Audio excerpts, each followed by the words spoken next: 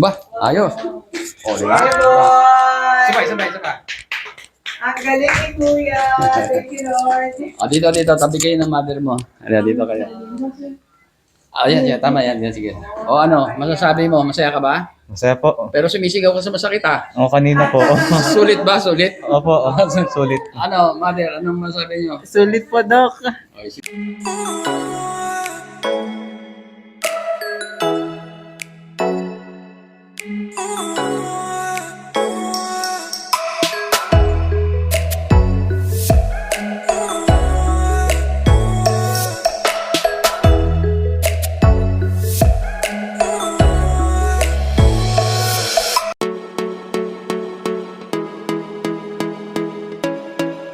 So ito, una session mo, ano? Ako. Anong kulay ng dugo niya? Team? Team, ha? Una session natin. Ipakita mo nga sa akin yung tayo mo bago tayo mag-therapy. Paano? Hindi po. Paano ang itsura mo? I-reenactment mo. Paano? Ganyan? Ganyan, ano? Hirap, tapos masakit. Ha? Pag upo naman, gano'ng kahirap? O yun, ha? Ganun. Tayo ka. Harap ka ron. Ano masakit? Dito po. Saan? Uy, nakalabas yung buto mo, ha? Eto. Ito,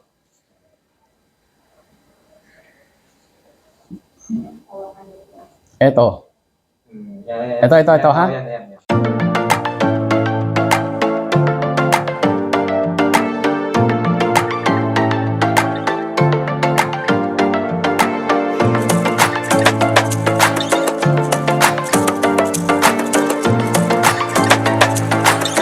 Ay ngayon, medyo nasa, 70% na tayo nag-therapy o 80 na, ha?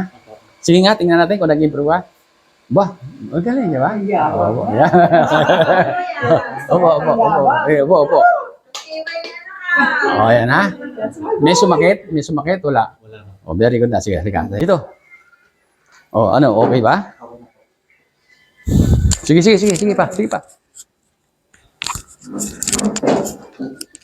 Ang totoo, nakikita ko siya, papasok kayo rito. Sige. Ano pa?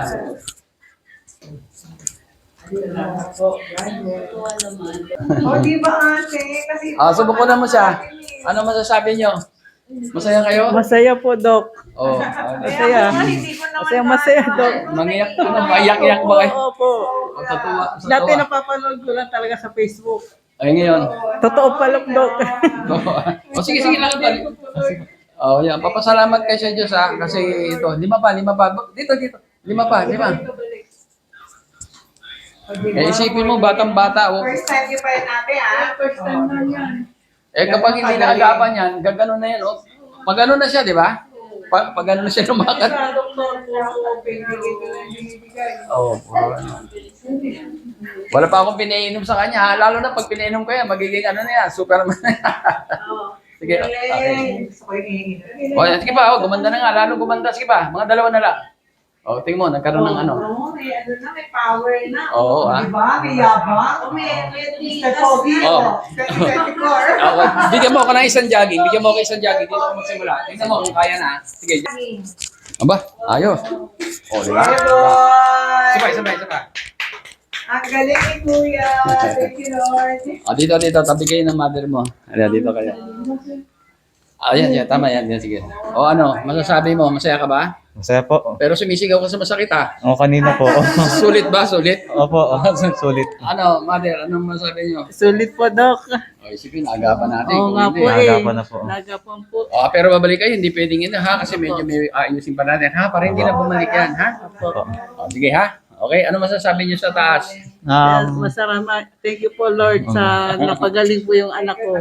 Okay. Kahit nga po dalawang araw siya hindi na nakapasok. Uy, ano ba kahit tayo? Okay lang Isang buwan po ko, yun. eh. Hindi, Okay. paalam naman siya eh. Sige, ha? Okay.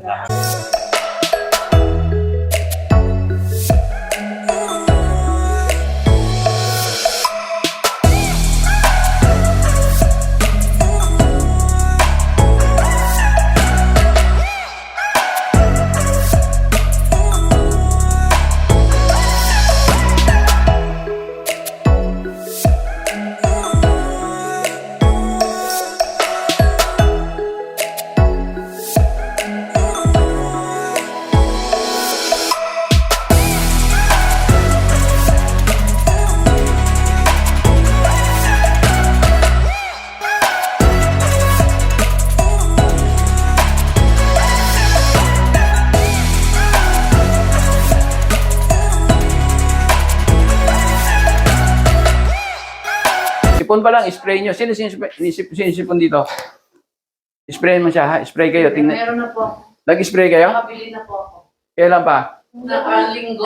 Nakakatulong. Emergency po ako kasi nahirapan ako huminga. Eh, no, Ngayon okay na po ako. nakatulong ba yung spray? Opo. Okay nga magsabi. Oo. Ito, sige, ano sabi nyo? Ano sabi nyo? Ano po, nagtumawag po ako dito kasi nahirapan akong huminga, ubo ako ng ubo, ang daming antibiotic, ang dami kong gamot.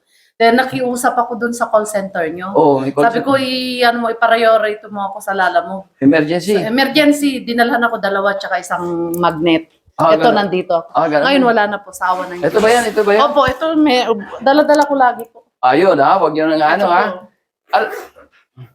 Ubus na nga po, kaya bibili ako ulit. Ayan, ha? Ito po, lagi kong dala-dala to. Tandaan nyo. Pati apo ko nagaganito. Very Kasi good, mga ha? sila. Ang dami kaming naano yan, ha? Ang Natulungan ganda po yan. niyan, promise. Oo. Kahit, lalo ngayon, ha? Kung sa China, ang totoo ngayon, marami nang napupunong clinic sa Ubo, ha? Mangyayari sa atin yun. Ganun din sa China, ha?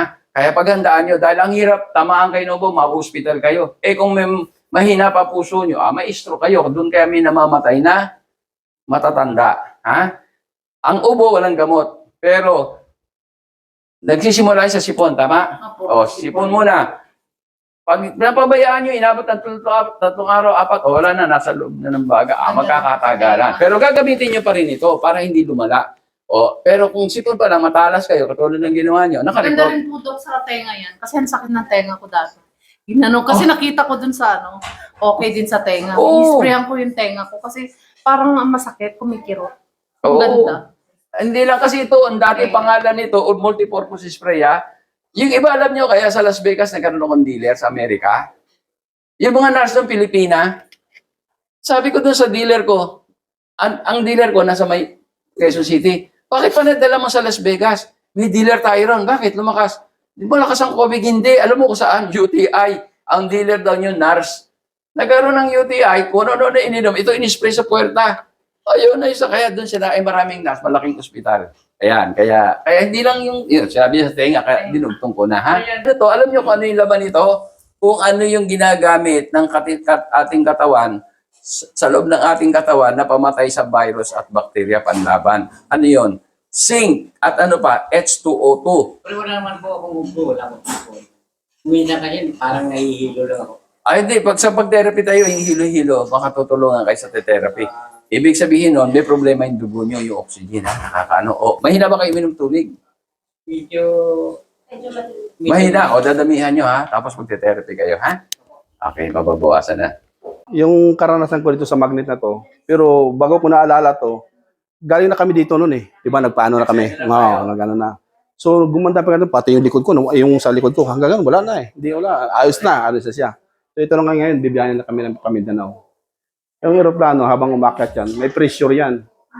Nahirapan ako huminga. Naranasan niyo ba yung pag huminga, parang may tumutusok sa... Sa akin, lumalala siya ng lumalala. Hindi na ako nagpalata sa magulang ko. Parang kumukulo, parang may gumagano habang huminga ako. Medyo matagal, pinabayaan ko lang kasi minsan nawawala, di ba? Hindi, lolong lumalala. Sabi ko, naalala ko yung dugo. Malapit siguro dugo ko. yun, dumapot, di ba? Nandito na sa akin yung bagong ganyan. Kinuha ko magnet. Pag tapat ko, siguro 2 to 3 seconds, ang luwag ng hininga ko, sabi ko, grabe to. Naalala ko lang sa salamat talaga sa kamay talaga. The best. Dun sa may kinalaman ito sa number 2, ano, yung kaninang slide na pinakita namin sa inyo, na yung sa dugo, yun ang pinag-usayan. Kapag acidic ang ating katawan, ibig sabihin kulang sa oxygen, napaplat ang tao. Kung titingnan niyo yung first picture nito, alkaline yan. Yung sakong ang titingnan niyo, yung pitsol, yung sako, tingnan pantay. Pero doon sa acidic, nakita niyo, umaano sa taas kapag nilagyan ng magnet. Diba? Kanina sabi ko, gagamitan natin ng magnet. Ito, calibrated magnet ito, ha.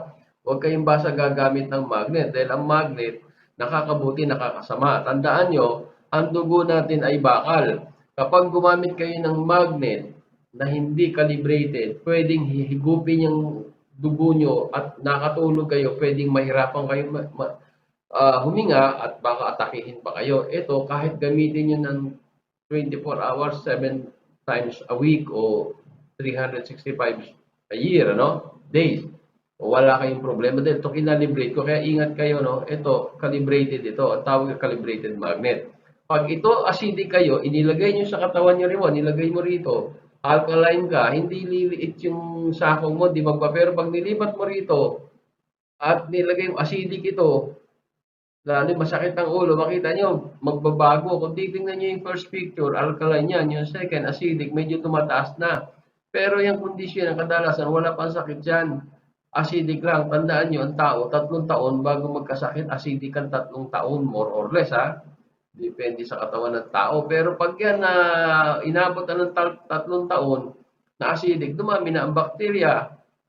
O, di, pwedeng high blood ka, hypertension, diabetes, kung ano-ano pa. O baka may tumor ka. O, kaya iingatan natin. Kaya itong magnet ito, malaking bagay ito pag marunong kayong gumamit. Dahil ito, kayo na mismo magiging doktor sa sarili, kayo mag-i-scan kung may problema sa katawan nyo.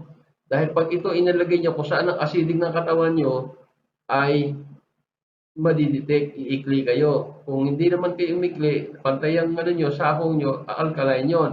O anong gagawin nyo? Pag nakita nyo acidic, nilagay mo dito acidic, o mag-i-spray lang ito sa ulo. Mamaya pakikita yung spray to, itong ano to. O yung isa naman, nakita nyo yung second picture, acidic, medyo miikli na yung maatras na yung sakong niya. O wala pang sakit yan. Pero pag kami sakit na, katulad ito, may cancer itong paa na to, makita nyo yung number 3rd picture, o ayun, makita nyo, ganun ang makikita nyo sa mga susunod na slide. Ni-orient ko lang kayo para aware kayo na gano'n ng kasi kayong gusto ko, kayong gagamit ng produkto ko, kayo mismo maging doktor sa sarili nyo, huwag kayong aasa sa akin dahil malayo tayo bago tayo magkita, di ba? Ano yung mukha niya, ha? O, yan yung may cervical cancer. Ano pangalan mo? Almira Castro.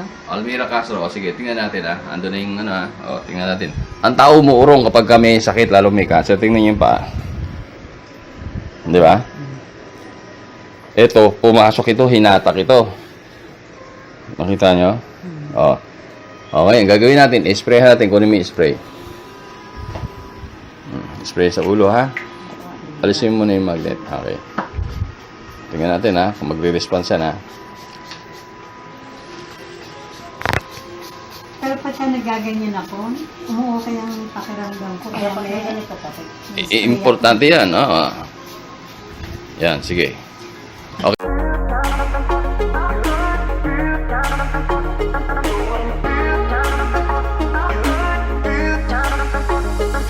O, ayan ha. Na sprayhan na, tingnan natin. Sige, lagay mo na yung magnet doon sa 1. Okay, lagay mo, ha?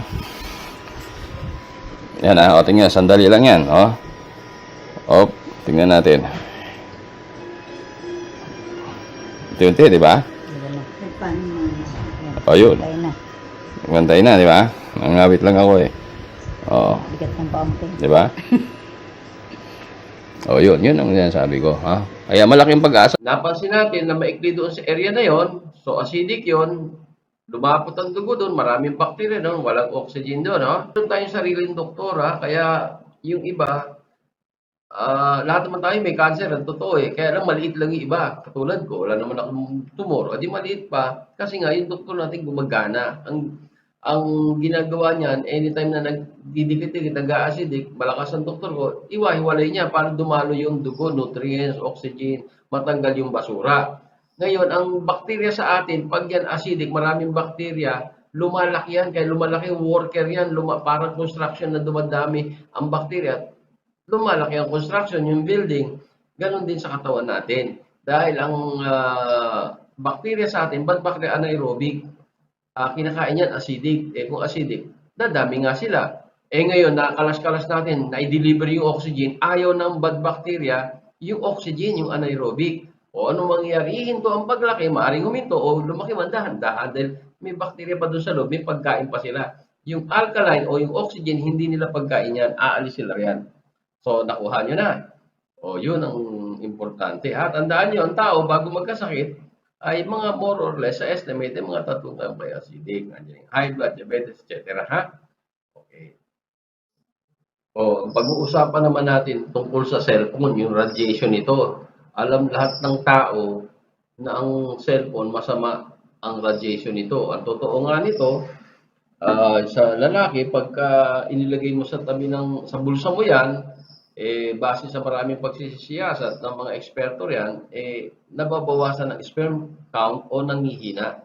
Talagang nakaka-apekto. Marami ng mga bata, nagsisisure, etc.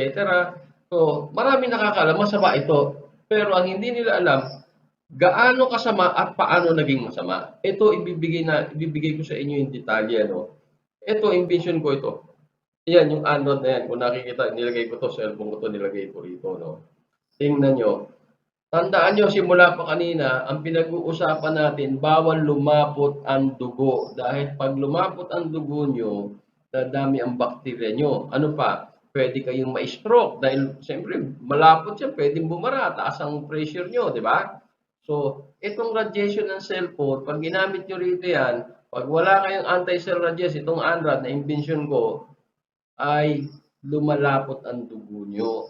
Mamaya ipakikita namin sa inyo. At tandaan nyo rin maraming nagbebenta, 25 brands sa buong mundo ang binilang ko dahil galing ako sa Europe, galing Amerika, galing ako China, galing akong Asia. Mga 25 brands. Lahat yung pag ginamit mo, umiikli ka o lumalapot ang dugo mo. Meron silang pinakikita. Ion tester, wala yun. Huwag kayong maniwala ron. Scam yun. Ang tao, bago magkasakit, iikli muna kayo, mawawalan kayo ng oxygen. Tandaan nyo, hindi namamatay sa kahit anong sakit ang tao. Kahit cancer yan, hindi na mamamatay kayo pag naubusan kayo ng oxygen. Ibig sabihin, lumabot ang dugo nyo. Kaya nasa Biblia yan Ano sabi? Ang lahat ng nilalang, ang buhay ay nasa dugo. Kaya ito, ipakikita ko sa inyo kung paano lumapot ito. At paglapot nito, hindi lang tayo apektado matatanda. Tayong matatanda, kadalasan acidic tayo. Pero maging yung bata na alkaline na, apektado nito. Ipakikita ko sa inyo yung video mamaya pagkatapos dito. Ang tao na i-stroke, hindi nila alam. Pag gumamit kayo, lumapot, babara maaring sa ulo nyo riyan o kaya sa puso nyo, magkakaroon kayo ng ischemic stroke o kaya ischemic heart attack. Babara yan hanggang sa pumutok yung ugat nyo, magiging hemorrhagic stroke na yan o hemorrhagic heart attack na yan. Sige tandaan nyo ito, nagpapalapot ng dugo ito. Ano mangyayari para natin masabing lumalapot? Iikli kayo. Pantay, di ba? Tingnan mo to, pantay. Tingnan mo muna. Pantay. Di ba? Oo, pantay. Lagay mo yung cellphone. Pantay. Ayun. Tawag ka na. Tira mo si Sige. cellphone. Ano nangyari? Ang bilis naman! Nakayari ka, mas ano ka! Sobra to. Sobra ka, Lagay mo yung sticker. Lagay mo yung sticker. Lagay mo yung sticker. sticker. Ayan, may sticker na. Ang ba? Tingnan mo.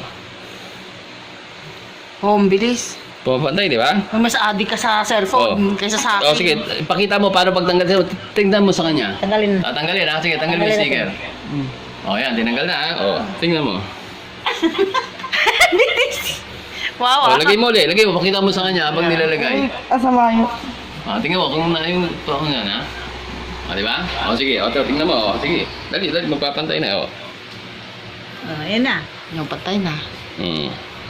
Tanggalin mo ulit. Isa pa. Tanggalin. Isa na lang. Lagay mo ulit. Nakita mo, di ba? Yun. Lagay na ulit Yari ka, Ayan. mas adik ka sa cellphone. Nakita mo? Masyado kang allergic. Hindi, pareho kayo. Hindi, ako mabagal siya. Siya, o lumapot yung dugo niya sa ulo, matanda yun. Kadalasan, matanda. Acidic yan Pero yung bata, hindi. Natural alkaline yan. Hanggang 18 years old yan, 15 years old. Basta tama lang yung pagkain. Malusog yung bata. Pero tingnan mo, kung paano siya maapektuhan. Alam niyo ba na ang bata, pagka nag-aaral, kailangan ng maraming oxygen yan. Pag gumamit yan, makita nyo, tingnan nyo bumabagal ang ang pagkatuto ng na ihirapan matuto ang bata dahil nga kulang sa oxygen dahil gumamit ng cellphone. Bago pumasok sa eskwela, gamit ng cellphone. O nasa eskwelahan, gamit ng cellphone. O magre-review, ganun din. Sayang, mamaya, ipakikita ko sa inyo kung ano ang nasusunod na video na ito. Naman, di ba? Pantay siya, di ba? Pantay, di ba? Gamitin mo. Ito. Ayan. Okay, gamitin mo. Lagay sa tenga. Kunyari nakikipag-usap ka. Lagay mo lang sa tenga. Lagay mo kunyari nakikipag-usap ka. Lagay sa tenga. Tingnan nyo ha. Ano nangyari? Relax, relax. Relax, relax. Nakita nyo, di ba? Lumiit, oh. Tanggalin mo. Nakita nyo, lumiit, di ba? Oh, tanggalin mo. Bitawan mo ito. Bitawan mo. Oh. Pumantay, di ba? Opo. Oh, gamitin lang. Hawakan mo. Yan. O, sige. Kunyari, ha? Usap. Yan, ha? O, tingnan mo. Oh, wala, di ba? Wala.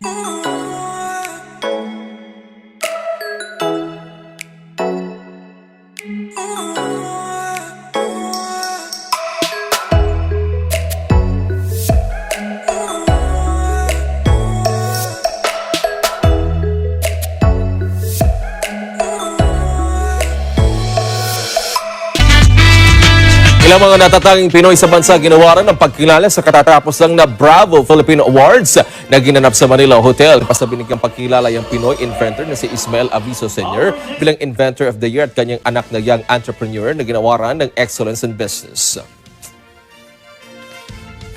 First of all, I'm very thankful na binigyan tayo ng pagkakataon ni Bravo Filipino na maging part of awardee of this year to be Excellence in Business.